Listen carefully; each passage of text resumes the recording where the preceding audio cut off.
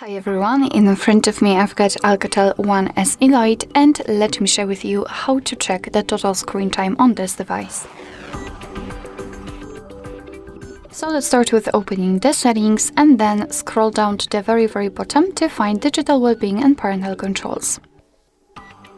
Now let's tap on digital well-being tools, tap on show your data, and as you can see here we've got the graph which will show us for how long we've been using this device today and how much time we've spent on particular apps.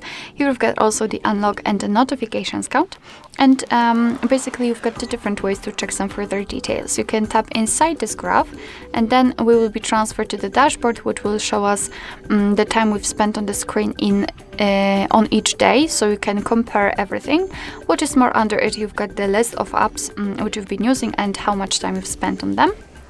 And the second way is to check the particular app. So for example, the settings, phone camera.